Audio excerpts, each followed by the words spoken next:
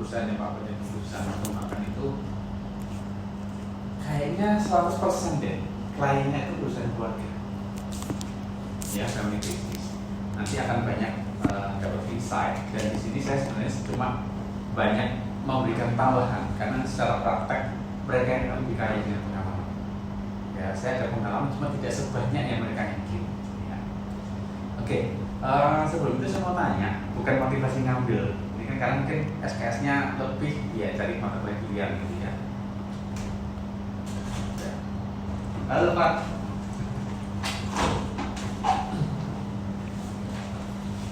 Nah, yang ingin saya tanya adalah apakah masing-masing dari kalian ada sedikit banyak hubungan dengan bisnis keluarga? Silakan, dari siapa dulu? Michael dulu kan? Ada, boleh cerita mungkin, sedikit cerita. Saya bidangnya apa? Kalau saya baru-baru ini Pak, baru 2 tahun kemarin Pak, bisnis. Saya di bidang F&B lah. Oh, akan di resto, Coffee shop. Di Oh, boleh di spill mereknya mungkin? kita habis rebranding, awalnya French Coffee, terus jadi NG26. NG26. Ya. Oke. Kalau saya kesana bisa minta diskon gitu ya? Enggak usah. Oke, terus gimana? Itu dibuat karena ayah memang bukan basicnya bukan pengusaha. Ayah masih profesional, cuman sudah mendekati masa pensiun, jadi Persiapan untuk anaknya ya. karena emang ayah suka minum kopi, jadi dipanggil lah kayak seperti itu. Tapi seperti itu. Oke. Mungkin ada ini nggak sering masalah yang dihadapi oleh keluarga dalam mengelola bisnis atau karyawan atau apa yang sering disambat apa itu? Karyawannya. Ayah belum bisa nyari karyawannya menurutnya dia pas. Oh, karena selama ini, selama 2 tahun ini sering banget goda hati dari divisi yang turnover ya. izinnya. Kalau keluarga di situ ada berapa selain ayah? Ayah Oh, satu ya, hanya ayah, lainnya orang outsider. Oke. Kalau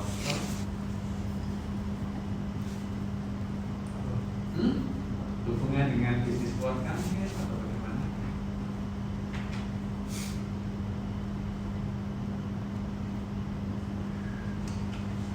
Keluarga mungkin ada usaha atau mungkin ada saudara yang juga punya bisnis usaha. Apa ya? Kayak kusen gitu Pak. Kusen. Kusen, oke. Keluarga, Keluarga. oke. Yang memulai itu keluarga berapa banyak dari keluarga? 2 sih. 2, ayah ibu. Ayah sama adik. Adiknya ayah. Iya. Oh, oke. Ya, sudah berapa lama usaha-usaha? 2017 sempat berhenti pas COVID itu. 2022. Setahun lagi ya. 1 atau 2 bulan. Antara itu. Ke depan dirimu mau membantu di situ? Kayaknya iya Pak. Iya. Oke. Ya, kalau Michael masih belum kan, masih 2 tahun ya. Iya. Iya. Tapi saya juga dibantu. Oh, bantu juga. Oh iya, berarti akan di sana ya. Iya. Oke, good. Kalau Brian, Kebetulan dari kecil mungkin cerita ya, teman-teman nggak tahu ya. Iya. Bisnisnya Brian apa itu? kebetulan dari kecil tuh sudah di dunia bisnis keluarga karena papa itu bisnis event di event production dari tahun 90-an kurang lebih. Di sepanjang perjalanan itu kan ada ngajak adiknya kerjasama. Nah itu kan termasuk bisnis keluarga bagi CV, PT dan lain-lain. Pembagian-pembagiannya secara keuangan gimana, secara aset gimana. Terus juga dari kecil jadi sudah terbiasa dengerin itu. Dan papa meninggal 2022, terus saya langsung lanjutin. Oke, boleh brandnya mungkin? Maestro. Maestro. Ya, nanti kalau butuh alat untuk pertunjukan, ini Maestro. Kalau butuh kusen, di Excel. Butuh kopi. Michael, itu ya. Oke. Evan? Kalau Berarti brandnya melanjutkan. Melanjutkan. Sudah melanjutkan ya. Ya, gimana? Kalau aku nggak ada, di keluarga nggak ada yang punya bisnis. Makanya aku ngambil matkul ini, siapa tahu nanti aku bisa yang buka bisnis. Oh, oke, good. Gitu. Ya. Oke. Untuk visi sendiri berarti ya. Kalau bisa. Oke, baik. Nah, sama sih kayak mata kuliah lainnya. Kalau pertama kan pasti kan ya kayak kita ketemu kemarin gitu ya, silabusnya. Sebenarnya saya akan berikan overview yang mungkin agak random. Nanti detailnya waktu masuk kuliah gitu ya.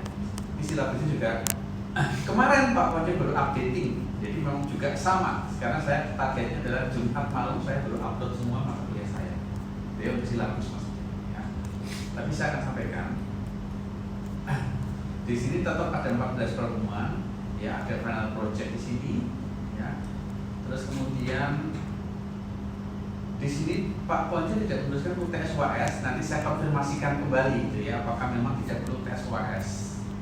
Karena kalau buat saya sebenarnya tanpa TSWS is okay, karena proyeknya di sini individu, ya. Karena anggotanya sedikit kan, nggak mungkin. Terus di sini tiga orang satu kelompok nggak mungkin kan, ya. Jadi kalau individu, gitu kan, ya jadi sekaligus jadi OAS-nya mestinya seperti itu, ya biar nggak ribet, tapi juga langsung satu proyek pemahamannya sama. Oke. Contoh gitu ya, apa sih yang akan dibahas? Nanti ada 4 bukunya nanti kita beri gitu ya. Semoga dari Pak Ponco semuanya itu. Hari ini kita ngomongin overview. Ya nanti kita akan bicara overview untuk family business. Mungkin kita akan mendefine what is family. Keluarga itu apa sih? Lalu masuk ke berikutnya itu ada contoh ya. Yang kedua adalah fondasi, prevalensi dan kontribusi ekonomi. Nah, kalau dalam bisnis keluarga itu ruwet kalau nggak betul-betul dikelola dengan baik. Kalau sudah sampai warisan, wah itu kacau itu. Kalau nggak beres lihat. Ya.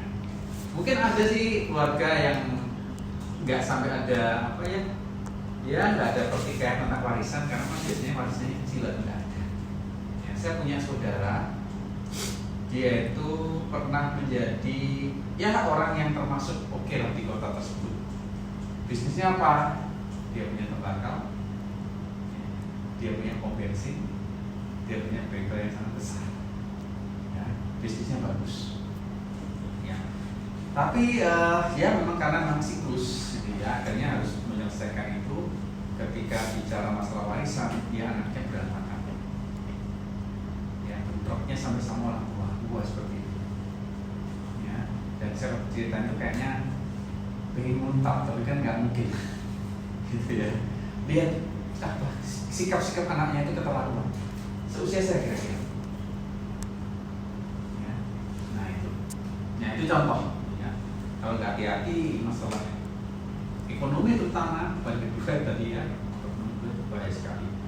Lalu juga bicara masalah yang ketiga contohnya strength, weakness and governance. Jadi tata kelola. Kebanyakan kan profesional atau nggak profesional ini juga sangat menjadi tantangan. Contoh ya, dapat untung, ya, ini nggak usah nunggu setahun gitu. Hari ini ada untung, kelihatannya ini kayaknya untung deh. Kayak apa pakai buat belanja? Boleh nggak bisnis keluarga begitu? Kalau nggak TBK ya boleh. TBK pun juga kalau nggak dikontrak juga bisa terjadi seperti itu. Ya kita ngomongnya entertain, tapi ya itu untuk pribadi. Ini bicara tata kelola. Ya. Saya pernah juga tahu ada satu keluarga itu suami sama istri, ya semua istri. Jadi istrinya itu gaya hidupnya mungkin kurang oke, jadi banyak utangnya banyak. Yang bayar siapa? Perusahaannya suaminya. Nah ini kayak gini, ya ini bahaya. Ya. Terus sempat saya tanya loh, bapak kok nggak coba ngobrolin sama istri, gitu kan? Bahwa ini kan harus terpisah. Pernah pak, jajak tukaran. Ujungnya mau sopo gitu ya. Nah repot loh. Ini tata kelola, ya. Jadi kita akan bicara hal seperti itu. Nanti contoh yang kelima, the role of trust and spirituality. Jadi trust itu penting dalam bisnis keluarga. Ya, trust itu penting. Terus nanti ada lagi change and transgenerational. Nah itu pergeseran generasi. Ya nanti mungkin kayak metode depan rame jadi ya sampai akan menyedihkan. Nah itu kalau nggak hati-hati akan jadi konflik dengan orang tua. Ya karena values-nya kita beda. Generasimu sama orang tua beda kan? Kalian Z kan, orang tua paling nggak X apa Y? X paling ya. Kalau usianya 45 ke atas berarti X generation. Ya. Kalau nggak sampai 45 berarti masih generasi milenial. Ya, mungkin kalau masuk ke milenial nggak terlalu banyak perubahannya. Kalau ke X, balik ke boomer, dari kakek nenek langsung ke cucu, wah itu bahaya itu. Ya, bentroknya akan parah di situ. Karena cara pandangnya beda. Ya, cara pandangnya berbeda. Kayak itu contohnya, terus terakhir ada family business in action, relation and conflict. Ya karena konflik tadi saya ceritakan, istrinya diajak ngobrol, tolong kalau mau ini aja pakai uangnya perusahaanku, malah engkar. Nah itu masalah hal seperti ini, ya. Nanti ketika dosen yang praktisi tadi Pak Ponjo khususnya masuk, ya lebih baik banyak bertanya, dieksploitasi ilmunya. Terus proyeknya apa? Proyeknya itu masing-masing akan mengumpas case yang dialami atau dekat dengan kalian. Bisa bisnisnya keluarga, bisnisnya tetangga, orang dekat, orang kenal, ya, atau mungkin temennya bapak, temennya ibu, silakan. Ya tanpa nama sih nanti. Gak usah kasih nama, walaupun kita sama-sama tahu paling kan nanti ketika jadi project, saran saya jangan pakai nama asli. Oke ya. Nah, apa yang dilakukan? Ya kita bicara solution, problems, solution. Gunakan tools-toolsnya akuntansi yang sudah dipelajari. Mau fokus main di akuntansi keuangan silakan, akuntansi manajemen silakan, audit silakan, pajak juga silakan. Ya, jadi konteksnya mata kuliah ini adalah menjadi apa ya? Mungkin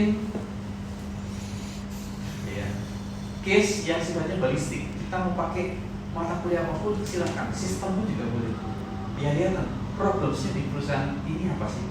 Nah maka solusinya apa? Gitu. Ya. Nanti itu mau seperti esai, jadi saya nggak minta sampai jurnal itu enggak, ya nggak usah, nggak sampai ke format jurnal, tetap buat tulisan, tapi semacam esai, tunjukkan ini problemnya, ini solusinya, dasarnya solusinya pakai apa, jelas ya, itu saja.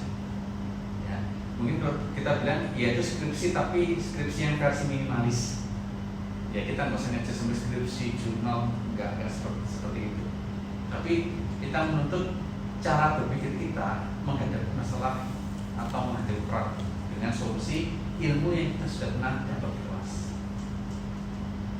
Clear ya? Oke. Nah, saya mau tanya, apa itu definisi keluarga? Jadi kalau buka ChatGPT apa? Silakan. What is family? Saya mungkin dapat. Pengen dapat insight, ya kira-kira menurut kalian, ya kalian kalau baca, ya kalau nggak setuju cari yang lain, ya kalian harus setuju dengan definisi keluarga itu apa, sehingga kita bisa define family business itu apa.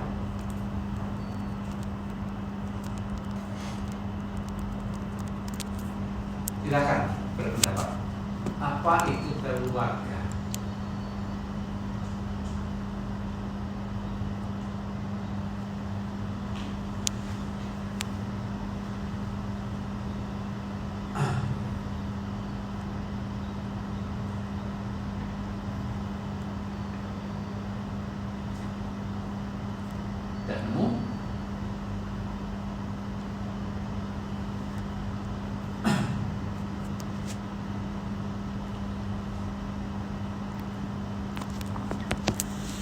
Silakan kita santai aja kayak ngobrol gitu loh, ya santai, nggak usah kayak kuliah, ngobrol santai aja.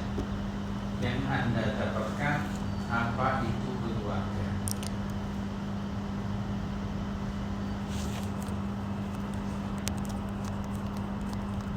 Evan dan nemu? Apa ya? Paling orang yang paling dekat dengan kita paling. Dekat itu maksudnya apanya? Jalannya? Enggak, maksudnya apa ya?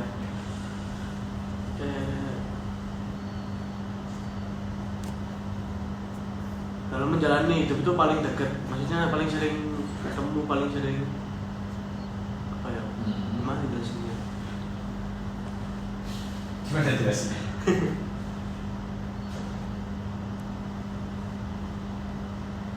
Orang dekat ya.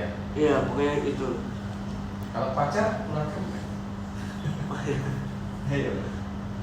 Dekat ya mestinya kalau pacar ya, harusnya Oh iya, dekat. Itu keluarga bukan? bukan. Bukan.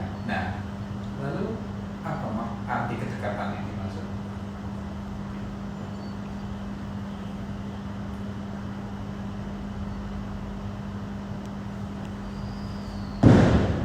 Lebih ke apa ya? Mungkin kalau kita dalam perusahaan itu biasanya yang nolong kita pertama kali itu keluarga. Oke. Berarti bicara masalah care, perhatian. Ya begitu. Oke. Mungkin masih undefined, masih sulit didefinisikan. Lanjut kalau Brian. Keluarga itu sekelompok orang yang terikat oleh hubungan darah, perkawinan, adopsi, atau punya kepentingan kolektif dalam suatu keluarga itu. Oke, ada hubungan darah, gitu ya, atau punya kepentingan secara kolektif dalam kelompok tersebut. Oke, so keluarga apa saja?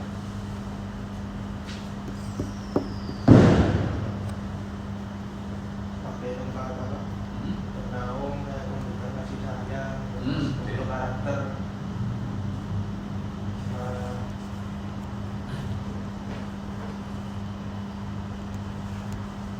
Ya suatu keluarga.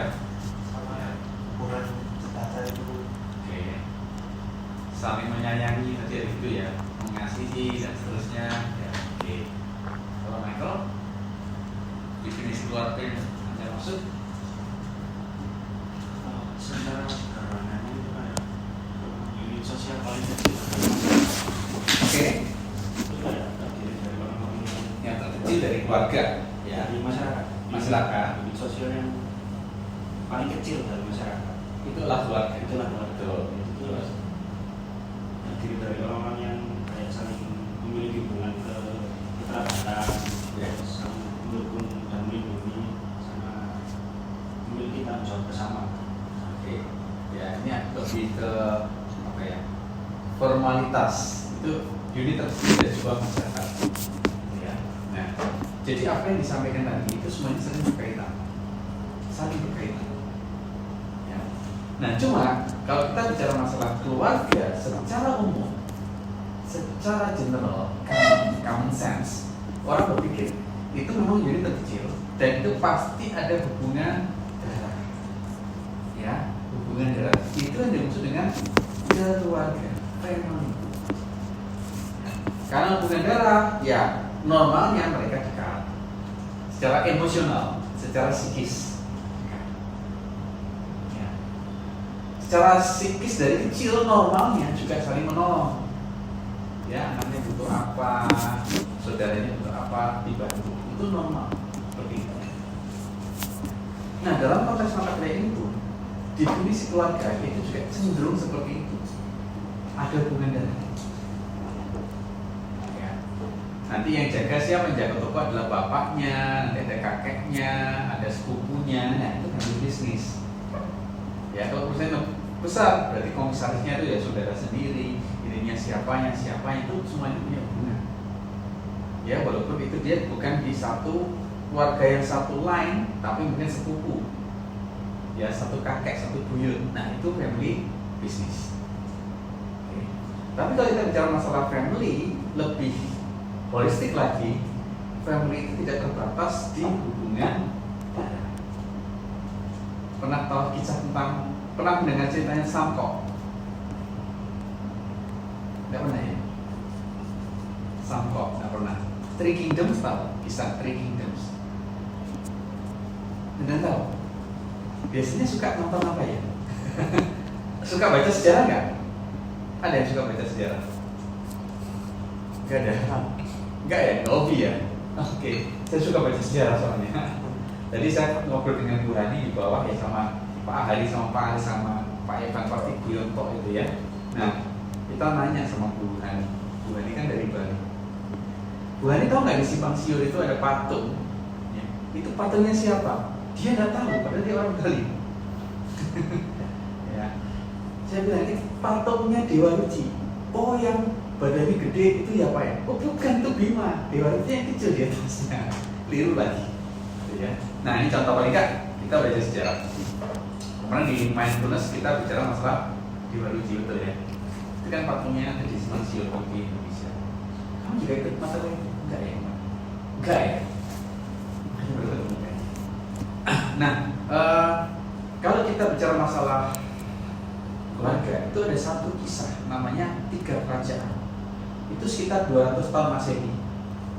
Jadi setelah seni perang Sun 400 sebelum Masehi, 200 Masehi itu kisahnya 3 Kingdoms. Jadi pada masa itu di daratan Cina itu terbentuk 3 kerajaan terbesar. Ya, dan lain kecil-kecil. Tapi yang gede itu cuma 3. Ya. Nah, saya akan cerita di satu kerajaan, gitu ya, yang at the end rajanya bernama Liu Bei. Nah, waktu Liu Bei muda sebelum jadi raja, dia tuh punya kerinduan, aku pengen punya saudara. Ya mungkin dia merasa saudara kandungnya bukan saudara gitu ya. Dia tuh ingin mengangkat kawan-kawan sahabat-sahabat bestinya dia menjadi keluarga.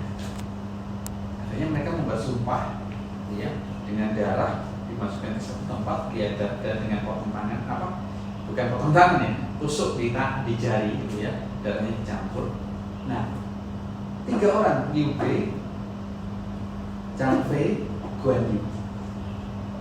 Mungkin kalau yang orang Chinese tahu karakternya namanya Guan Yu. Biasanya mereka ngomong Quan Kong, dewa Quan Kong itu Guan Yu, dewa perang. Ya, ini bukan dewa sih, dia adalah taman dari Liu Bei. Ya, itu contoh. Pernah dengar? Enggak, aku pernah lihatnya di game Pak, Dinasti Warrior. Yes, itu Samko. Oh itu. Iya, betul. Ya, aku tahunya itu Dinasti Warrior. Iya, Game. betul. Itu kan settingnya zaman 3 Iya. kerajaan. Ya, ya ada karakter itu kan. Iya, ada karakternya makanya Guan Yu jadi visual gitu kan. Ya, jagoan perang bawa Iya. tombak itu kan. Ya, pedang atau tombak senjatanya itu. Nah, itu juga sama. Jadi kalau kita bicara, ya, dalam perkembangan dinamika seperti ini, ya, yang kita masuk dengan keluarga itu nggak sama dengan hubungan darah. Ini cuma cara berpikir. Ya. Tapi dalam bisnis, orang mengatakan survei praktek bisnis itu pasti ada hubungan darah. Tapi kita lihat saudara seharusnya tidak terbatas oleh hubungan. Tanpa hubungan darah pun kita akan terhubung dengan orang lain. Percaya nggak kita terhubung dengan orang lain? Percaya? Saya. Kok bisa? Ini menarik, kamu kok bisa percaya? Aku punya itu kayak apa ya? Sahabat itu kayak jadi Seperti keluarga. iya. Jadi kita susah senang tuh bareng terus. Oke, setuju. Iya. Ya, jadi sebenarnya keluarga itu tidak harus yang berhubungan dengan darah. Ya, di luar itu pun kita juga bisa mengangkat saudara. Seperti kisahnya Samko tadi. Samko itu 3 kingdoms. Santrinya 3. Ini kalau Sanseru itu kalau orang Chinese itu kan itu Samko 3 kerajaan. Ya. Nah, itu contoh yang sangat menarik. Saya katakan mungkin agak apa ya? Agak mistis atau apa gitu kan. Jadi kenapa saya katakan setiap orang terhubung? Di rumah saya dulu sebelum direnov gitu ya, di depan rumah saya ada pohon belimbing. Okay.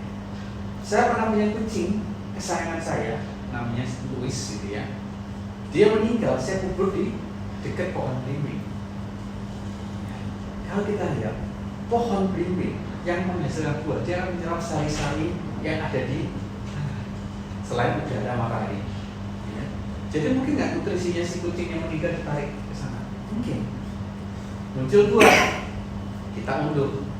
Anak saya makan waktu itu saya bilang, makan Louis itu kucing saya tadi. Ya. Kok bisa? Ya ceritain. Kan kita kubur dia di situ. Pohon menyerap sari dari dia.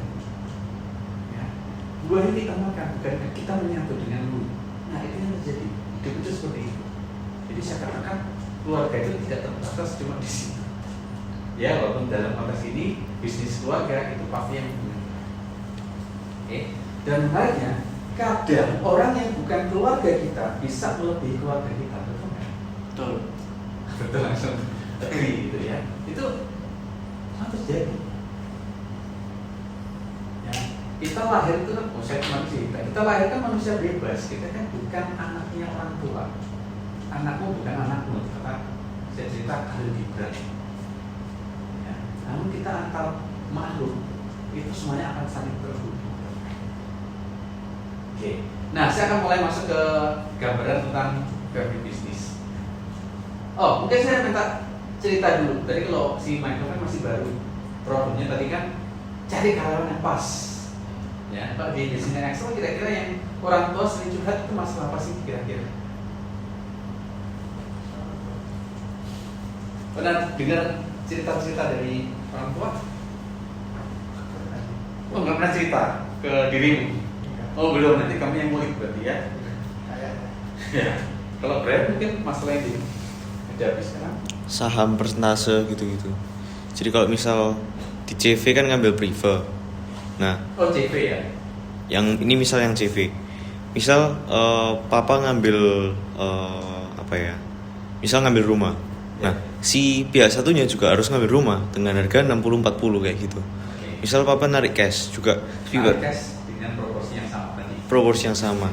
Itu seringkali kayak nggak adil ataupun apa namanya? Nggak imbang. Waktu itu padahal masuknya dengan saham kosong. Kayak misal kayak gitu. Awalnya ya. Awalnya. Jadi cuma dikasih aja. Ya. Nggak pakai modal kayak gitu-gitu. Ya problemnya di situ sih. Oke.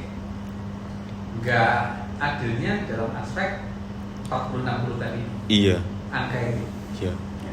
Awal mulanya bagaimana bisa 40? Kenapa bukan 50? Misal ini. Awal mula itu papa yang rintis. Ya. Terus si adik itu nggak ada kerjaan habis lulus kuliah. Oh, Terus ditarik gitu. Aslinya digaji tapi emak itu kayak apa ya? Nenek itu lebih kenapa nggak dikasih saham sekalian gitu.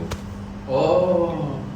Ya, ada intervensi dari nenek itu ya. Ya. Nah, problemnya itu waktu sekarang pembagiannya. Ya. Pembagiannya dengan tadi saham kosong tapi minta untuk pembagian harus sama rata kayak gitu. Oh, sama rata. Iya. Bukan 64 tadi. Sorry, 60-40 juga. 60 ya. Waktu perusahaannya ini ditutup kayak gitu. Ya. Oke. Ya, ini kesepakatan yang memang tidak mudah. Gitu ya. Evan, ada pertanyaan mungkin Pak tentang family business sementara masalah yang kamu sering dengar dari orang-orang itu? Nggak ada sih. Belum ada ya? Nggak ada. Belum pikir. Iya. Ya. Oke. Berarti kalau orang tua kerja di perusahaan ya, kan bikin itu bukan bisnis ya. Jadi memang mau jadi pengusaha nanti. Pengusaha apa? Belum tahu. Oh, belum tahu. Belum kebayang. Belum kebayang. Oke. Di semester 2 juga ini. Loh, kamu sudah dua kan? Iya. Kamu juga dua ya? Kan 4 loh. Enggak. Dua ya? 2. Oh, kok Baru kamu masuk masuk sekarang semester karena SKS-nya ada kosong berarti ya? Iya, gara-gara Iya. ngulang itu, Pak. Wah, betul. Berarti ketemu saya di MPD enggak? Iya, ketemu. Iya, kamu ketemu Semester aku 1. juga. Siang saya sering masuk itu kelasnya ya? Atau cuma sekali? Kalau saya yang sering. Kalau PT enggak? Oh, MPD enggak ya? MPD enggak? Aku PRP ketemu kan? kalau PT. MPD ketemu ya? Hmm. Sekali atau sering? Lumayan, ada Oh, lumayan sering mungkin berarti 3. kelas. Iya. Iya, ini kelasnya sama Bu Cynthia berarti? Ya, Bu Cynthia. Ya. Oke. Ya. Good. Oke, nah satu yang saya hadapin sering itu, ya, itu tadi antara generasi itu sudah nggak sama cara berpikirnya, nggak sama. Contoh, anaknya generasi ketiga, ya kan, habis kuliah dari luar negeri, terus pengen merubah sistem informasi. Ini chaos. Ya. Saya cerita nggak di kelas inovasi nggak ya? Nggak ya, kok cerita nanti beda. Ya. Oke. Jadi si cucu ini pulang dari kuliah di Amerika, terus dia melihat diminta untuk melanjutkan bisnis kakeknya, bukan bapaknya, kakeknya. Ya, dia sudah setahun 2 tahun, tahun ketiga keempat, gitu ya, mau masuk keempat. Dia tuh punya impian perusahaan ini karena manufaktur, ya itu kertas, pulp gitu ya, ingin dirubah sistemnya menggunakan ERP. Oke, ya. Dia mau sama kakeknya saat ini nggak setuju. Ya. dia minta sama kakeknya, oke, uang akan saya alokasikan sekian M untuk software ERP. Kakeknya nggak setuju mestinya. Tapi ya sudah, ini kan waktu cobaan. Sudah tuh ada vendor, ya, sudah mulai kontrak, sudah berjalan, ya, dan yang saya tahu 2 tahun sejak software jadi belum terimplementasi. Ini menarik. Ya. Kira-kira kenapa? Dasar skill, generasi. Kira-kira apa masalahnya? Kendalanya di mana? Kalau mereka semester berapa ya? 10 ya, aman. Ya. Sudah banyak teori maksudnya ya, teori di kelas, case study ya. Nah kalau konteksnya seperti ini, kira-kira kenapa sih? Kenapa kok nggak bisa diimplementasikan software ERP yang canggih dan bagus itu? Lalu diterapkan efisiensinya akan sangat tinggi. Mungkin tidak dikasih akses, tidak dikasih akses langsung, akses penuh terhadap. Oh si cucunya dapat akses, dapat. Dia sudah direktur sekarang posisinya. Waktu itu ya, bukan dirut sih, dirutnya pamannya. Ya, dia direktur operasional. Apa masalah kira-kira? Kok sistem yang bagus itu diimplementasikan kok susah 2 tahun ya kelar-kelar itu kenapa sih?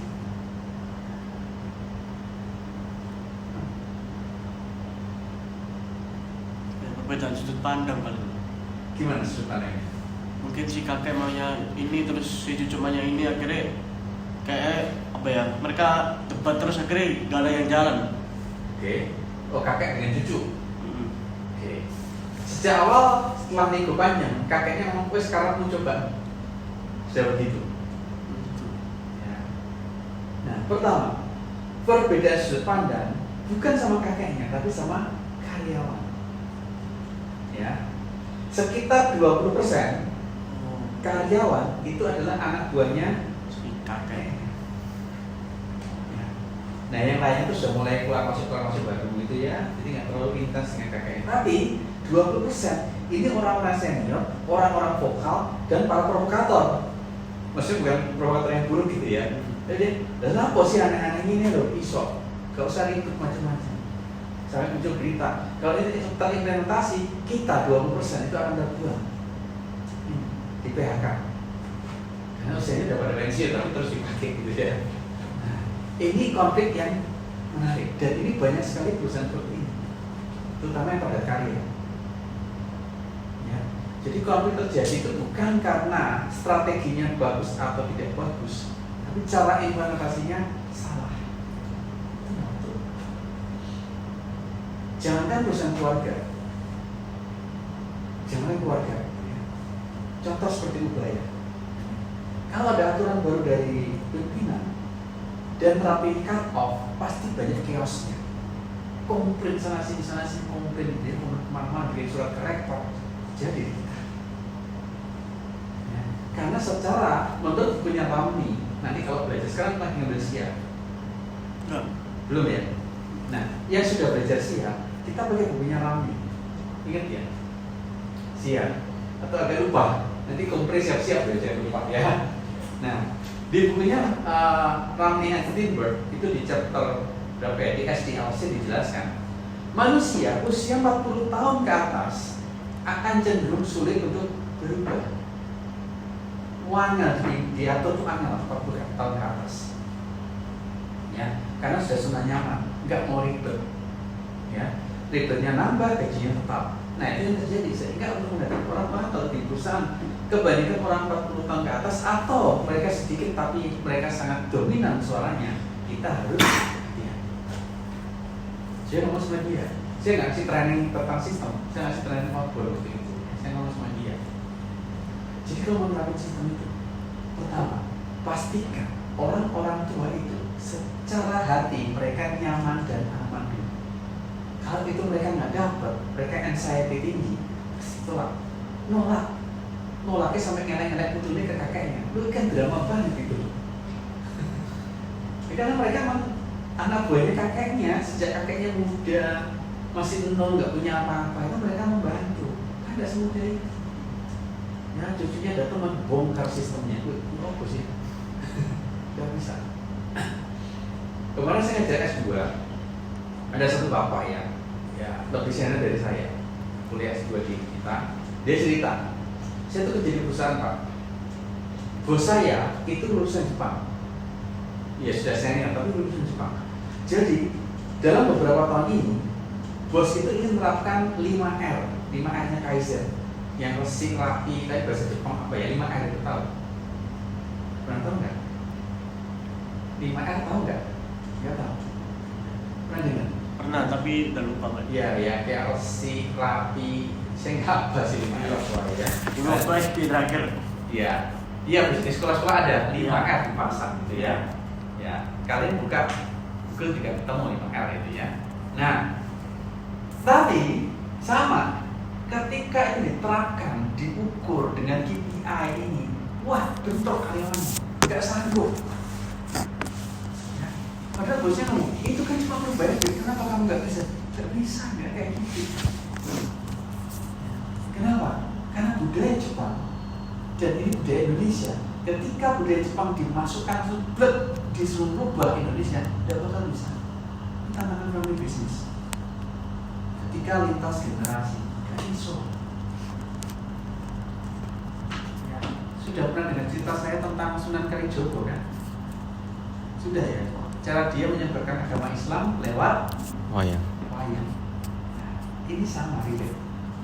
Gak mungkin Sunan Kalijogo dan Wali Songo itu datang ke satu kota ngomong agama Hindu Buddha itu sesat, ini yang benar. Loh, dia yang masuk neraka kalau begitu.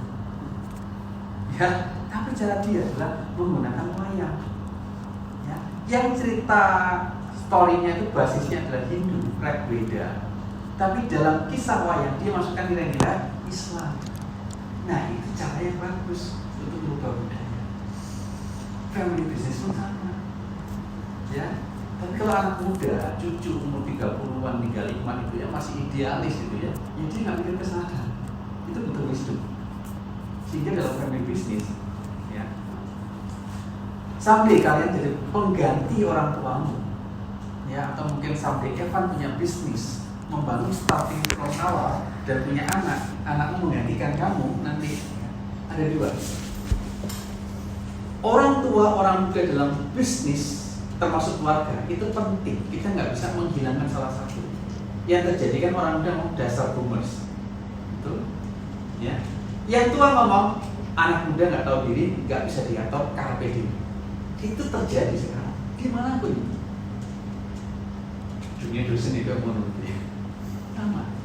Buat saya itu sebuah kesalahan. Orang tua itu punya positif, orang muda punya positif. Nah, ada satu statement yang bagus. Orang muda itu miskin pengalaman, tapi kaya masa depan. Orang tua kebalik. Kaya pengalaman tapi miskin Masa depan. Sehingga pengalaman yang jadi wisdom ini harusnya ditransfer ke yang muda, karena akan melanjutkan perjalanan yang sudah tua. Nah, itu sinergi di situ family business. Bapak anak itu bukan ngomong bapakku korup kayak gitu. Bapak juga ngomong anakku ganti opo, carpe diem, tidak begitu. Masing-masing punya itu. Nah, itu TikToknya bisnis keluarga begitu. Ya. Orang tua kaya pengalaman, orang muda kaya masa depan. Yuk dikolaborasikan. Ya. Termasuk dalam diubah. Saya ketika jadi KPS pertama 3 tahun lalu, ya, saya juga bingung. Ya 2,5 lebih lah, nggak sampai 3 gitu ya. Saya bingung. Di akuntansi itu dosen paling senior Pak Pujo, Pak Poco. Ya, paling muda saat itu masih Pak Evan, Pak Haji belum datang. Bu Eva belum ada juga. Nah, saya juga bingung. Ada di tengah-tengah, Bulia, Pak Greg, itu semua dosen saya semua. Ini susah loh ngendong mereka. Bukan mereka nggak bisa diatur. Saya punya beban mental. Itu dosenku, betul ya? Nggak gampang. Nah, saya belajar itu. Ya. Walaupun mungkin ya, ini yang dosen saya ini nggak mau berubah, semacam ini podoai terus dan seterusnya itu kan. Yang kedua juga ngomong, yang muda carpe diem itu juga muncul. Carpe diem sempit dan dangkal itu ya. Gak usah nebak ya. Nah, itu terjadi sehingga saya pun belajar. Oh, kalau yang golongan medior ke senior, mereka itu kayak wisdom. values-nya tinggi tentang kebaikan, tentang menjadi guru yang baik. Ya.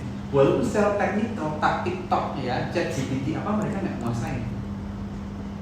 Kapannya Pak Ponco ngecek saya makan gitu ya, di Karmis kita ngobrol panjang, minta diajarin ChatGPT. Tak ajari, bikin fotonya dia jadi karikatur, jadi apa itu ya, nah seperti itu. Yang muda pun sama, mereka ditaktok di hal seperti itu, larinya kenceng, tapi wisdomnya gak ada. Sehingga yang tengah ke junior itu saya arahkan untuk banyak kolaborasi dengan yang senior. Ya, kita sering ada event, kalau ada event kita sering melibatkan gak cuma yang muda-muda, yang senior pun kita libatkan supaya ada transfer. Nah ini pentingnya menjaga family. Karena sejak awal berdiri akuntansi, Pak Ponco menganggap kita harus mengelola prodi ini seperti S1 family. Ya, nah tapi saya juga kadang diskusi dengan beliau. Tapi hati-hati Pak, nek keluarga Pak, Ponco ini nggak ada sih.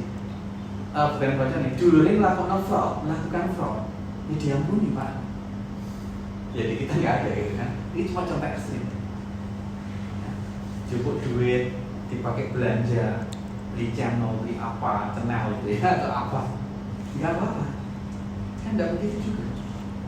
Ya, jadi konteks keluarga adalah keluarga yang seperti apa yang ingin kita bangun dalam bisnis ini. Jelas ya, keluarga yang tahu hak dan kewajiban, keluarga yang tahu posisinya, tahu dirinya itu seperti apa, itu keluarga yang sempurna. Kalau enggak jadinya berantakan. Loh, kita kan saudara. Kamu kan anakku, kamu harus nurut sama aku. Walaupun bapakmu salah gitu kan. Nah itu terjadi kalau enggak wise. Ya, jadi kalau kalian ingin belajar tentang families, buku baca yang wajib dibaca adalah bukunya Confucius. Itu banyak bicara masalah entitas terkecil dari masyarakat yang startingnya from family. Analek judulnya, Analek of Confucius ya. Pokoknya terjemahan apapun ya kira-kira sama. Cuma terjemahkan diskusi dia dengan murid-muridnya. Bukan kitab suci bukan? Ya. Terjemahan dari diskusi dia dengan murid-muridnya. Itu menarik sekali. Contoh begini. Kalau kita mencari pemimpin, misalkan kita family business, tapi at the end karena sudah semakin terbuka, sudah IPO, sudah semakin go public, ya, kita terpaksa masukkan orang luar untuk jadi GM misalkan. Ya. Nah si Confucius pernah cerita di analeknya dengan muridnya, dia cerita kalau jadi pemimpin, ya, carilah pemimpin yang menghormati orang tuanya dia. Kenapa? Karena ketika dia masuk di sini dia menghargai orang-orang senior di organisasi kita. Itu ngomongnya negara, di pemerintahan. Itu contoh. Kalau kita ingin tahu leadership orang seperti apa, lihatlah di keluarga dia seperti apa. Kalau di keluarganya dia KDRT, berantakan, udah jangan harap bisa jadi manajer yang baik atau direktur yang baik. Gak mungkin. Ya, itu hati-hati. Nah itu contoh. Ya contoh buku yang saya rekomendasikan kalau Anda ingin belajar bagaimana membangun keluarga yang baik, gimana membangun bisnis yang baik, gimana membangun negara yang baik. Analek Confucius.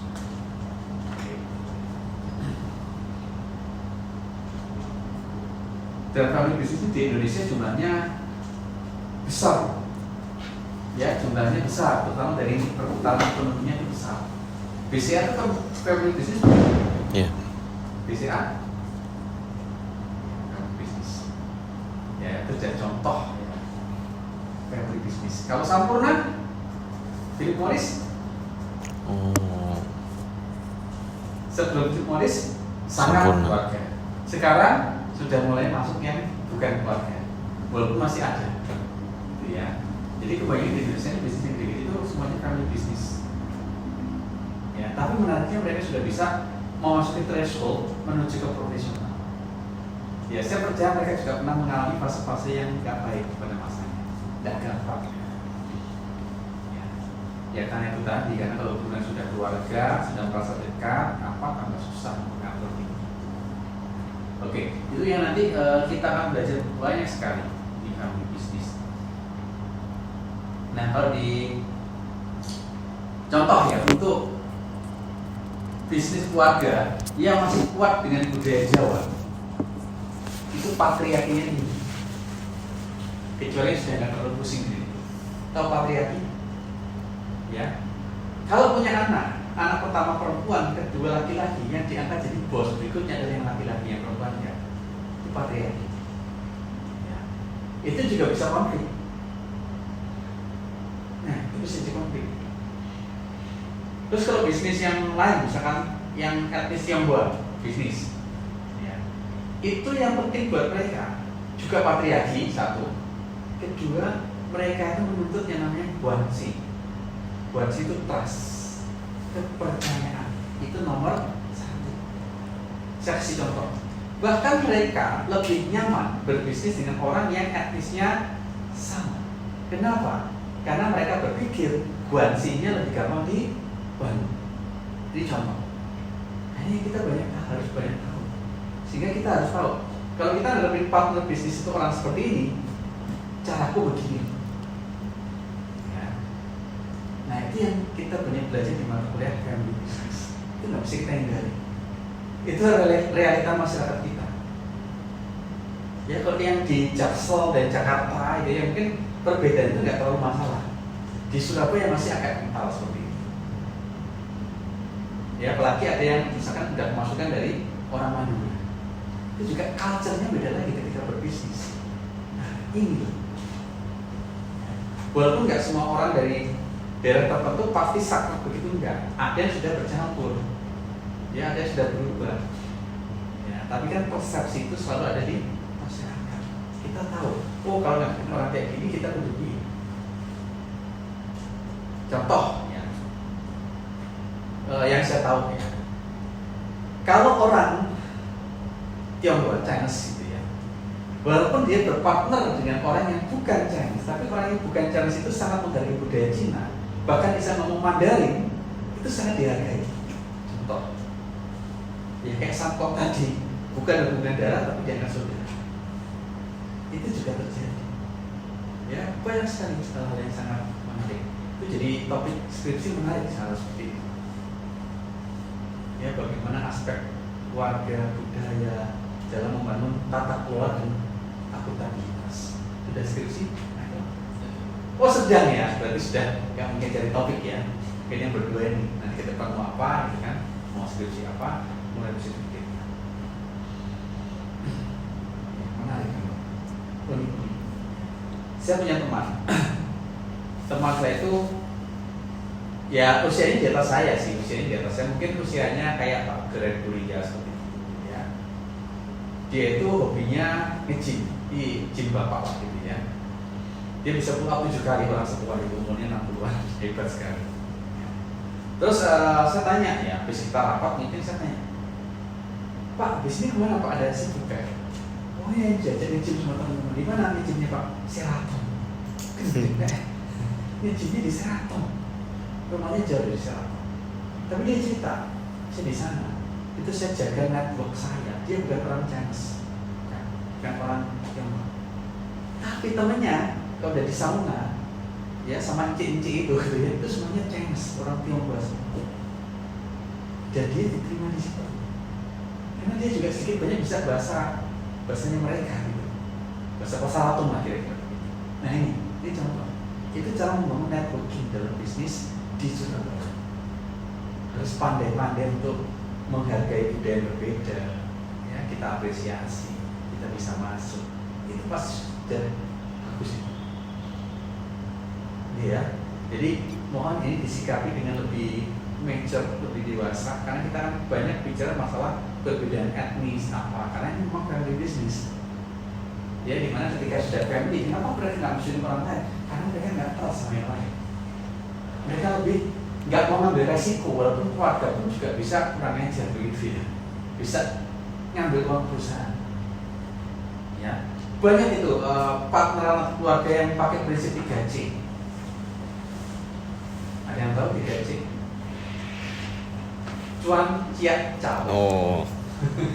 Saya kasih tahu, ya. Cuan itu untung, ciat itu dimakan, cao ditinggal pergi. ya punya partner, kalau kita untung dimakan untungnya, diambil, dibawa pergi, yaitu cuan ciacau ya. Itu banyak sekali muncul di kalangan tersebut. Hati-hati kalau partner sama saudara sendiri pun bisa makan gaji cuan ciacau di kampung lagi. Oke, silakan kalau ada pertanyaan. Ini serem ya. Jam 2.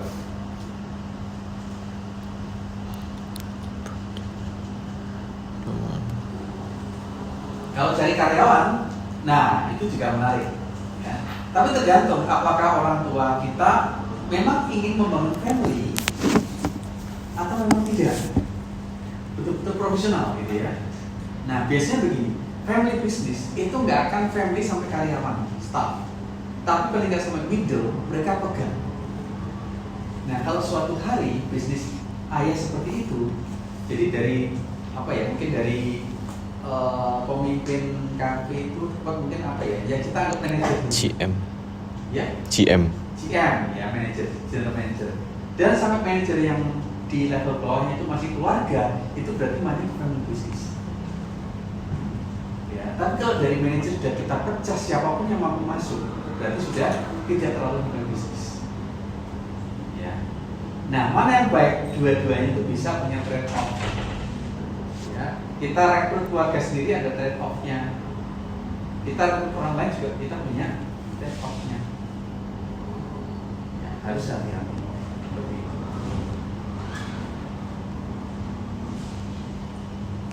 Kalau dari kasusnya si Brian gitu ya, masalah pembagian, ya kondisi sulitnya ketika tetua kita itu sudah ikut menentukan, itu sulit. Karena budaya kita Asiatik itu kita sangat feodal dan menghormati orang tua. Ya, apapun pokoknya di Asia modelnya begitu. Entah itu Jepang, Korea, juga mau Cina, mau Jawa, wis podo. Kita ini seperti itu. Feodalismenya tinggi. Ya, sehingga kita nggak gampang. Yang mudah.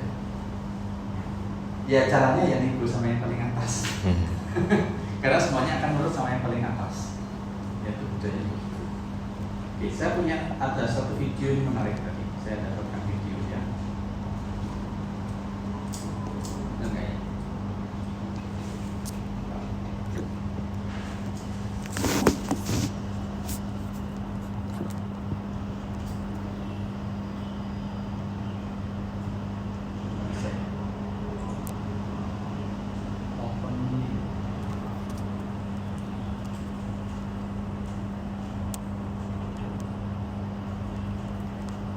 Saya cari file error.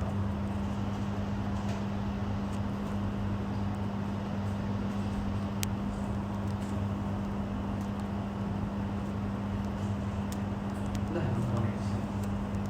Apakah internet mati atau aman? Aman. Aman ya? Oh, sudah.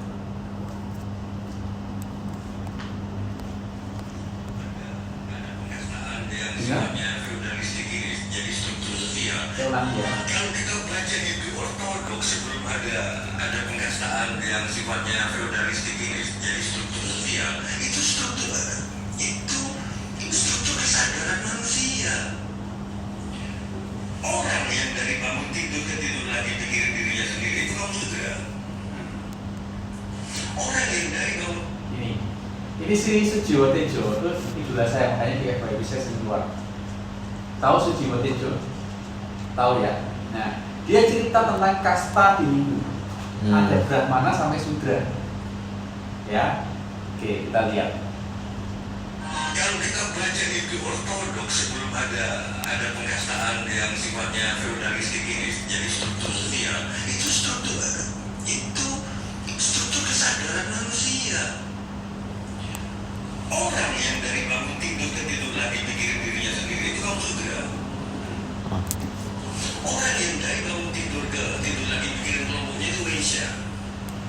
Orang yang dari bangun tidur ke tidur lagi pikirin negara itu Ksatria. Itu kesadaran sebelumnya kelas sosialnya. Orang yang memiliki manusia itu Brahmana. Makanya Sudra tahu katakanlah waktu itu nyuri ayam bisa dari hukum. Dia manusia.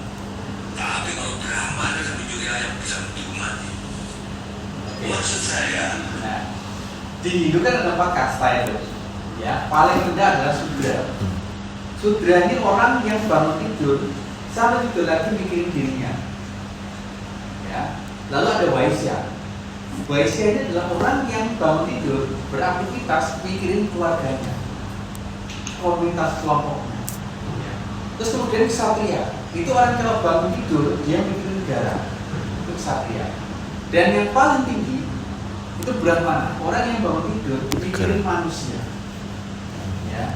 Nah, itu adalah kasta dari Hindu yang ternyata berbeda. Bahkan kalau yang di Bali, family business yang di Bali ini diperhatikan, betul? Contoh nikah aja nggak gampang ya, nggak bisa.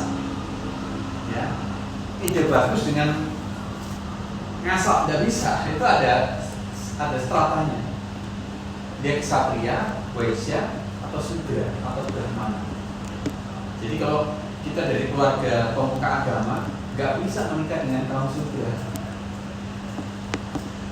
Ya. Apakah itu berdampak pada bisnis? Ya mungkin saja.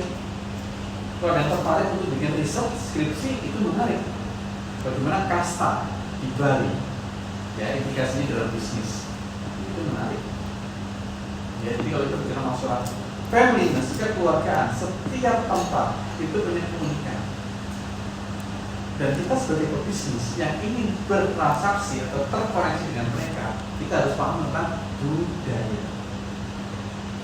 Ya, jadi kalau tertarik mempelajari hal tentang begini, riset kita tentang budaya harus sangat kuat dari strong. Kayaknya tidak tenang ya. Meditasi dulu. Oke, mungkin ada pertanyaan? Karena isinya nggak banyak, jadi saya nggak bisa menjawab banyak pertanyaan. Jadi ada pertanyaan lagi. Apa yang ingin kalian tahu tentang family business secara umum?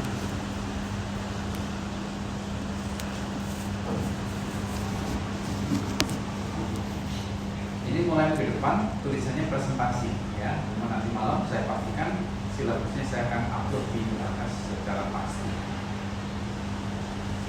Nah, kalau presentasi begini, mestinya orang per orang mungkin menonton, ya, bergantian karena ada cuma berempat, ya mungkin satu orang bisa 2 dan 3 kali. Di silabus ini ada ceramah dan presentasi, gitu ya. Kalau ceramah berarti ya dosennya cerita, kalau presentasi berarti mahasiswanya menyampaikan.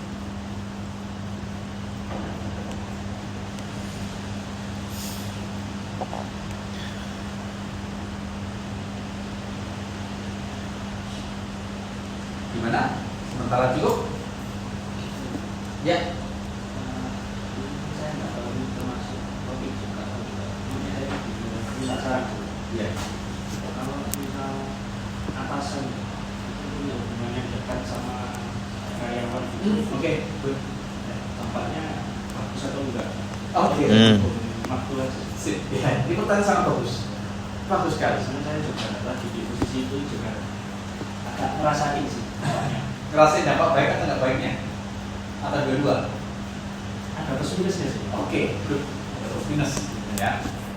Ini kemarin kemarin itu hari apa? Kemarin hari Senin. Ini hari apa ya sekarang? Jumat. Jumat ya. Nah, berarti hari Rabu. Hari Rabu saya itu keluar kota, survei tempat lokasi. Ya sama anak KSM, ya.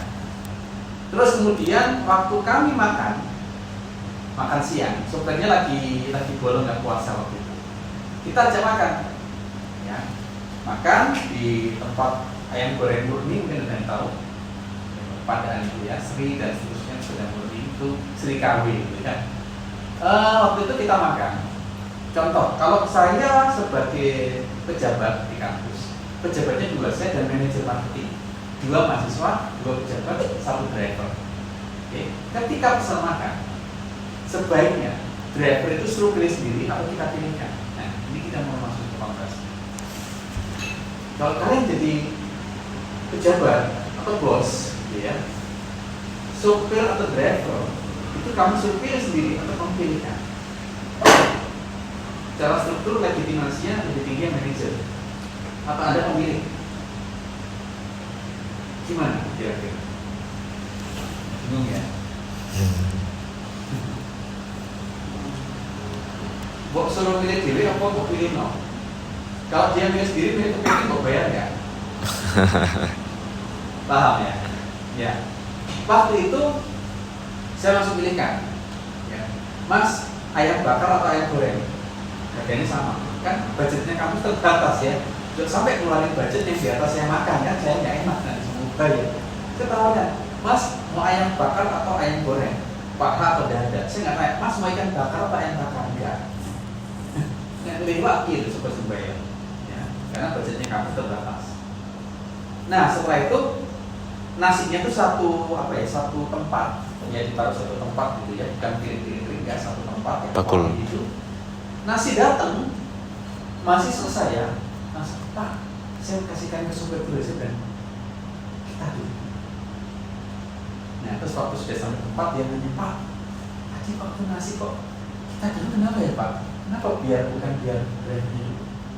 Bisa bilang, kalau kita mau membangun yang namanya legitimasi atau hormat secara struktur, kita harus jaga itu. Bukan berarti saya mau jual aja itu jahat dengan sopir, enggak. Selama perjalanan tak ajak ngomong. Saya kalau ngomong katanya kromo lagi, semi kromo. Kromo tahu ya, bahasa Jawa yang halus dulu. Ya, saya tanya, Mas, jenengan asmanipun sinten? Tahu nggak artinya? Namanya siapa? Masih tahu ya? Saya perhatikan dia secara baik. Tapi dalam waktu itu kita harus batasi. Boleh nggak kita friendly sama karyawan? Lakukan itu. Tapi kita tetap harus ada jarak yang kita harus jaga. Jangan semuanya. Sesekali makan siang dengan karyawan boleh. Tapi jangan tiap hari. Wibawamu akan hilang. Dan ketika kita memerintah dan dia nggak mau, dia bisa nolak benar. Dah lapor bos sungkan. Dia ngomong gitu gimana? Jadi itu emang dia friendly ya sama orangnya. Terus ada salah satu karyawan cewek tuh disuruh apa gitu sama dia. Terus dia tuh kayak ngeremehin gitu. Oh gitu ya? Iya, akhirnya jadi itu lagi kerja. Jadi rekan ya? Iya. Nah itu contoh. Ya. Itu men, kira-kira saran dari saya. Tetap kita harus baik sama mereka, tapi kita harus punya jangan sama mereka. Jangan all out sampai kita curhat masalahku apa, itu nggak boleh. Sama sekali nggak boleh. Jadi bumerang itu suatu saat. Itu juga yang saya lakukan. Ya, mungkin saya dekat dengan beberapa dosen, tapi mereka tidak akan tahu rahasia kartu as saya. Nggak akan saya bagikan. Ada hal yang memang kita harus jaga dengan mereka. Ya belum tentu mereka jahat, tapi juga belum tentu mereka tidak jahat gitu. Karena manusia dinamis. Ketika secara kebutuhan semuanya terpenuhi, dia akan baik. Ketika mungkin dia punya utang yang besar, dia akan cari peluang bagaimana aku dapat uang banyak dari perusahaan yang bekerja. Nah itu akhirnya. Ya. Dan di rokok 1.500 semuanya 1.600, 100 rupiahnya di kantong ini kita nggak tahu. Walaupun dengan sistem lebih aman. Ya kalau manual ya pasti rusak. Baik sistem gimana? Ya kalau kafe itu yang hati-hati apa? Kopi diambil 1 sendok pertama ya, itu pertanyaannya. Sama kayak hotel. Ya, Anggori Iran berapa mili ngontrolnya susah ya. Ya di tempatnya Pak Ponco, Sinergi itu juga ada satu divisi kliennya semuanya hotel. Nah saya banyak dapat cerita dulu. Saya dulu pernah bantu Pak Ponco 2 tahun waktu jadi S2. Jadi S1 nggak sempat bisa lepas. Itu ceritanya begitu. Sendok hilang, selimut hilang, ada kira di situ. Yang nyolong siapa yang udah tahu. Ya bisa orang yang minat di sana, ya, karyawan yang mungkin saja kalau nggak ada pelacak yang betul-betul bisa melacak. Ya jadi kita cari positifnya jangan hilang, kan plus minus ya. Plusnya jangan hilang, minusnya jangan banyak, jangan nambah gitu kan. Jadi kita harus tahu posisinya ini. Dan dirimu harus pro ke orang tua. Ya. Jangan sampai kerasannya orang tua ke bawah, itu juga tidak baik. Ya, Karena wibawa orang tua akan pelan-pelan diinjek sama mereka. Karena merasa anaknya harus seperti kita. Tidak bagus. Ya kalau ada yang omongan buruk dinetralisir. Ya meskipun papa putra tapi percayalah dia orang yang baik. Nah seperti itu misalnya. Iya nih bos ini cerewet gini sama ini lagi. Ya memang begitu karena memang orangnya ingin sesuatu yang baik untuk konsumen, jangan sampai konsumen kecewa. Walaupun dia suka marah-marah, tapi percayalah niatnya itu baik buat kita. Nah itu cara memberikan apa yang menjadi penengah. Prabowo juga ingin menjadi penengah sekarang. Peran.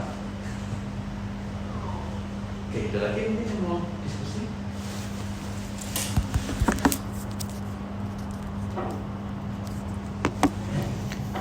Saya mau nambahin Pak, yang tadi 3C itu. Kalau di keluarga saya, kalau di keluarga saya 4C.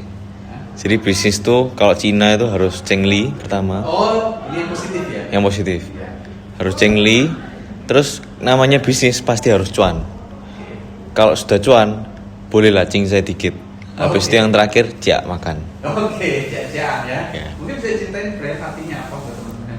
Chengli itu kayak bisnis dikit atau nego-nego ya cincai lah ya. Apa-apa lah ya dikasih. Toleran ya. Toleran. Terus kalau cuan tuh keuntungan. Nah dalam nama bisnis itu kan keluarga harus ada banyak yang menghasilkan loh. Intinya harus menghasilkan.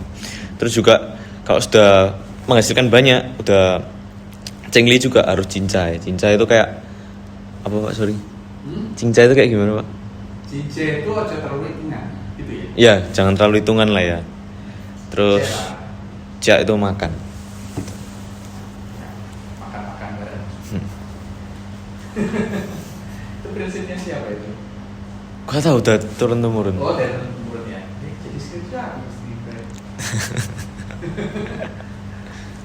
Jadi topik kan? Enggak. Bagus itu. Ya. Banyak kok. Dari saya percaya Indonesia ini nggak cuma Indonesia, Asia. Saya nggak ngomong yang barat ya, Asia. Itu dari segi budaya, keluhuran nilai-nilai kuno itu sangat luar biasa. Sangat luar biasa. Tuh. Ya. Kalau yang barat itu agak lain. Barat itu kan liberal, transaksional, mekanistik, itu style barat. Kalau Asiatik itu nggak begitu. Yang moralitas, gitu ya, terus etika, values itu sesuatu yang sangat dimuliakan. Dalam konteks kalau kita berbisnis dengan orang Indonesia atau Indonesia yang memang masih Indonesia. Karena banyak orang Indonesia sudah liberal kayak Amerika. Ya, itu banyak hal yang menarik. Kalau mau bangun family bisnis, biasanya family bisnis yang bisa bertahan sampai generasi keempat, kelima mungkin, nggak bisa nggak tahu kelima, keempat mungkin ya. Itu karena penanaman nilai-nilai sangat kuat. Pak ngapain ngomong nilai-nilai masa lampau? Nah ini juga ada satu menarik. Cara hidup itu berubah, tapi nilai hidup nggak pernah berubah. Itu kita jangan lupa. Kadang ngomong, wah itu orang kuno ngapain ikut-ikutan? Loh, kalau caranya mungkin sudah nggak relevan, tapi values hidup itu selamanya akan relevan. Nggak boleh bunuh, itu nggak cuma dulu. Kapanpun itu akan relevan. Ya. Jangan merusak alam, itu sampai kapanpun relevan. Nggak mungkin cuma karena dulu dan sekarang. Ya, nilai hidup itu tetap, cara hidup itu yang selalu harus berubah. Nilai keluarga itu yang baik-baik itu, values itu pasti akan. Cuma caranya berbisnis pasti berubah. Cuma nilai bisnisnya nggak boleh berubah. Boleh nggak ngapusi orang, bohongin orang dalam bisnis? Nggak boleh. Ya, harus jujur. Dari dulu sampai sekarang itu cerita orang tua. Etnis apapun saya percaya kejujuran itu nomor satu. Sekarang loh, contoh ya, orang tua kalian cari pembantu rumah tangga, cari yang jujur kan? Jujur penting nggak? Pasti. Ya. Investor cari direktur utama, jujur penting nggak? Penting. Sport doang. Itu nilai-nilai yang nggak akan makan waktu, tapi cara berbisnis pasti akan berubah. Yang nggak berubah pasti akan tergeser. Ya. Sekarang banyak yang cafe shop, gitu, tempat nongkrong kopi itu kekinian. Ya, tapi next harus peka dengan perubahan. Oh, sekarang trennya kopi yang seperti ini, ikut. Itu harus ikut. Ya. Kalau bertahan jadinya kayak Sandradi. Tahu ya, es krim. Ya, sepi kan sekarang. Kalah sama yang di mall-mall itu, gede, luar tapi ramai, coba dari Senin, diskon. Tapi lah nanti sehat. Ya, 50% tetap mahal. Sepi karena sudah lifestyle-nya orang sudah bergeser. Nggak bisa begitu. Terus ada ayam goreng Suharti itu, jadi hukum itu ya Suharti. Dulu ruangan di zaman saya kuliah. Dulu almarhum papa saya sering ngajak saya ke sana makan. Kalau di Surabaya dia jangan ngajak sana, pasti ramai. Sekarang sepi. Jauh sama dulu. Walaupun rasanya tetap khas ya, tapi sepi sudah. Trennya sudah bergeser. Orang nggak lagi makan di tempat-tempat seperti itu. Orang makan langsung one stop shopping di lokasi yang one stop shopping. Shanghai Pas yang nggak karu-karuannya ramai. Ya yang oke buat saya nggak semua sih, ya luaran lagi mahal-mahal. Tapi yang itu ada perubahan, itu yang kita suka. Ya. Nilai hidup tetap cara hidup yang selalu ya, itu poin-poin yang juga menarik. Indonesia itu kaya dengan wisdom. Biasanya kalau kita nggak banyak ekspor, ya kita nggak banyak sosialisasikan itu sayang banget. Ya. Itu idealisme saya untuk selalu mengangkat nilai-nilai yang dekat dengan Asia untuk orang itu semakin tahu.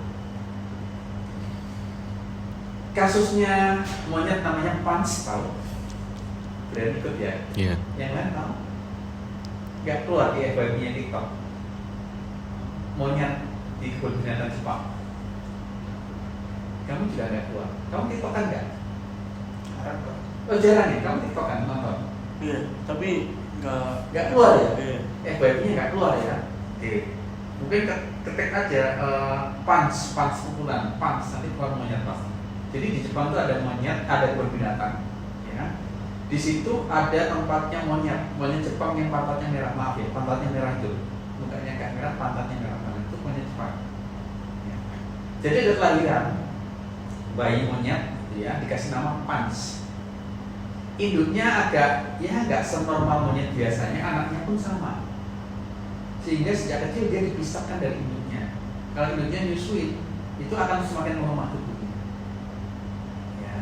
Anaknya pun juga nggak dapat nutrisi yang oke, jadi secara fisik juga mungkin nggak sesempurna monyet yang lain. Oke, nah dia dipisah dari induknya dan sejak dia ditaruh di kebun binatang bersama monyet yang lain, dia itu nggak ada mau menerima, dibully sama teman-temannya, sampai diseret-seret tuh di videonya, kasihan diseret ke tanah, ya, didorong-dorong, ya. Terus sama si penjaganya dikasih boneka orang hutan. Kalau tidur dia buruk boneka, kayak itu masih berapa bulan. Nah, terus kemudian yang terjadi apa? Akhirnya go viral. Banyak orang seluruh dunia tahu tentang Jepang. Kalau mau kesana ngantrinya paling nggak 1 kilo orang ngantri masuk 1 kilo. Ya sekarang nggak berkurang. Waktu lagi viral itu seperti itu pemindahannya di Cikawai. Ya. Kenapa? Karena orang Jepang sangat menghargai kehidupan. Ya, dia ingin datang, pengen tahu, pengen belajar perilakunya Pans itu seperti apa. Itu kan nilai-nilai kearifan lokal. Orang Jepang itu sustainability sangat tinggi. Pernah dengar cerita saya tentang periodnya Edo period? Pernah belum? Belum ya? Oke. Ini masih bicara masalah values, karena keluarga itu basisnya values. Oke, balik lagi ke Pans ya, sebelum saya masuk ke zaman Edo itu ya. Bukan kaisar itu zaman Edo period. Jadi si Pans monyet itu dia menjadi viral karena orang Jepang itu sangat peduli, bukan cuma suka aja, tapi karena sangat peduli dengan kehidupan. Akhirnya mereka pergi ke sana dan seterusnya. Yang menarik di Jepang boneka monyet orang hutan itu langsung sold out. IKEA pabrik budaya langsung sold out. Karena semua manusia mencari dan memburu si boneka si orangutan itu. Nah sekarang kita lihat pada era period, pada Edo period, ya, pada tahun itu berapa ya? Saya lupa tahun, kayaknya 1600-an kalau nggak salah. Periode Edo itu kalau nggak salah 1600-an, kalau nggak salah nanti saya info. Jadi pada masa itu ya, para daimyo itu menuntut Jepang. Jepang itu adalah negara yang tidak menerima kerjasama impor ekspor dengan negara lain. Era tertutup. Oke. Apa yang terjadi? Maka negara itu kalau ada ekspor impor, resource-nya terbatas. Betul ya? Resource-nya terbatas. Air, minyak, apa yang cuma ada di situ. Sehingga pada zaman Edo itu pemerintah ya mengatur dan mengelola negara itu betul-betul dengan cara sustainability. Caranya bagaimana? Ini menarik. Pada periode Edo di Jepang itu banyak muncul cerita hantu. Ya, banyak cerita tentang hantu, yokai itu. Ada pohon yang tua dikasih ini ada penunggunya, namanya ini. Ada sungai, ini ada penunggunya, namanya itu. Bahkan kita makan, itu juga kita diintai oleh hantu. Kalau kita makan nggak habis, malam-malam makanan sisa kita jadi hantu. Nakut-nakut dari kita. Nah, kenapa mereka menciptakan cerita-cerita hantu? Karena mereka menjaga sumber daya alam yang terbatas. Ya. Sehingga sejak itu, walaupun masuk ke Jepang modern, mereka nggak lagi menjaga alam karena takut sama hantu. Mereka jaga alam karena mereka sudah tahu kalau kita rusak alam itu, alam akan merusak kita. Itu cara berpikirnya orang Jepang. That's why orang Jepang ketika ada kasus semuanya dibully atau mereka betul-betul go viral. Yaitu cara hidup mereka yang terbawa sampai ke cara bisnisnya mereka. Orang Jepang itu begitu. Ya. Kalau kita bagaimana? Budaya kita luhur, cara bisnis kita banyak yang korup dan rusak. Apa masalahnya? Betul nggak sih? Negara kita kurang religius apa sih? Ya, kurang baik apa budaya luhur kita? Tapi kenapa koruptornya banyak, pembunuhan banyak, pemerkosaan banyak? Kenapa terjadi? Ya, karena budaya kita tidak budaya kita nggak dijaga. Ya ngomong family business juga agak susah. Karena kadang yang digunakan bukan culture keluarga dari leluhur, tapi sudah campur dengan kapitalis, liberalis. Ya, itu tantangannya. Itu isu-isu berbeda dalam bisnis keluarga. Oke, ada lagi yang mau komen atau pertanyaan? Ya nanti mungkin semakin berjalan kuliah gitu ya, dosen cerita, pertanyaannya makin banyak. Ya, semakin kepikiran. Oke. Kalau tidak ada lagi, saya terpaksa akhiri dulu gitu ya. Nanti tunggu silabusnya akan saya pastikan supaya minggu depan sudah bisa berjalan dengan sangat lancar. Oke ya. Silakan presensinya sudah saya buka. Dan kalau sudah boleh pulang selamat siang sore. Terima kasih.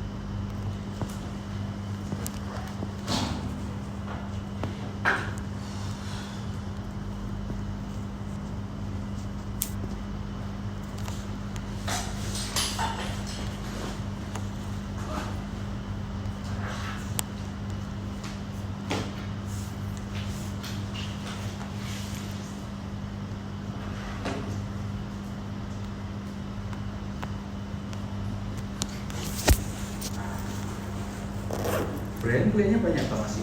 Enggak Pak, cuman 3. Satunya apa? Satunya ngulang, rujak. Memperbaiki nilai. Iya. Bayarnya normal soalnya Pak. Apa? Bayarnya normal kan, skripsi sama mata kuliah. Iya, kecuali yang Tinggal salah skripsi, satu. Oh. satu. Kecuali yang tinggal satu. Kalau skripsi sudah selesai, cuma ngambil satu matkul juga cuma 20% atau berapa Iya. gitu. Betul. Jadi eman-eman sekalian aja.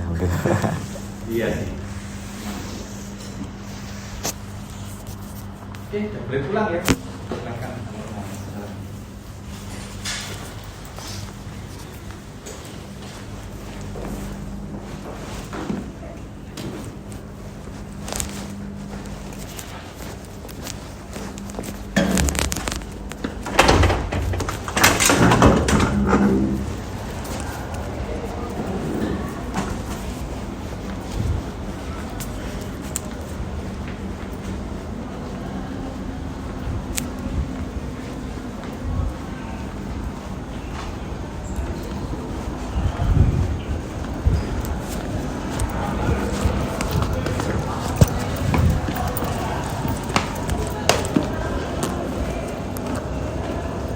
Lanjut kerja Pak Bray. Iya Pak.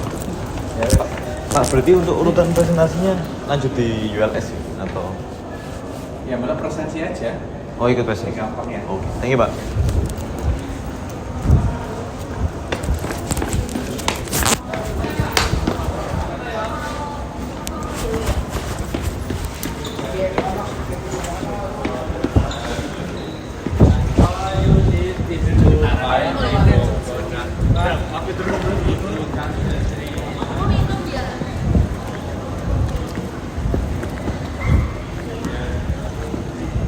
Kamera.